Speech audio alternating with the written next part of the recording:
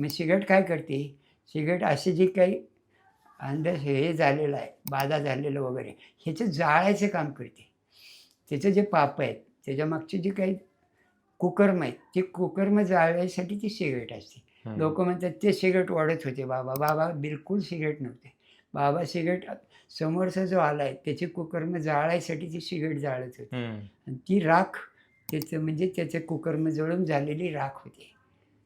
म्हणून तो अंगारा त्याला लावला, की ते थोडंसुद्धा राहत नाही त्याच्यातलं कुकर्म. ह्याच्यासाठी ती सिगारेट आहे. पण म्हणजे सिगारेट म्हणजे फार काही अगदी वाईट काम करत होते. सिगारेट कशी लावायची? काही नाही त्याच्यात. सिगारेटचा उद्देश हा आहे. हं. सिगारेट लावण्याचा उद्देश हा आहे, की त्याचं कुकर्म जाळलं पाहिजे. त्याच्या मागचे जे काही त्याच्या भावना आहेत, त्या जाळायला पाहिजेत. त्याच्यातलं जे वाईट कृत्य आहेत, ती जाळायला पाहिजेत. त्याच्यासाठी सिगारेट आहे. वाईट कृत्य अंगात चालू ठेवून मी सिगारेट ओढतो. कसले अंगात येतात शंकर महाराज. तू तुझे कुकर्म बंद कर. सिगारेट ओढायची पण गरज राहणार नाही. खरी गोष्ट आहे. या अंगात येणाऱ्या संचारवाल्याला माझं हे सांगणं आहे, की सिगारेट ओढल्याने तुम्ही महाराज होता असं नाही आहे. सिगारेट न ओढता पण तुम्ही महाराज राहू शकता. महाराजांचे गुण फक्त पाळा. शंकरगीतेचं माझ्या बाहेर बोर्ड लावलेले आहेत मी. आपण ते रेकॉर्ड करा.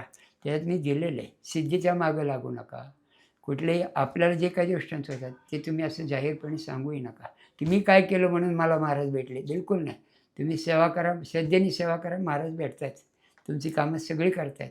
इतके अनुभव आहेत माझे जवळ-जवळ 2 लाख लोकांना अनुभव आलेले आहेत बापरे! आजपर्यंत.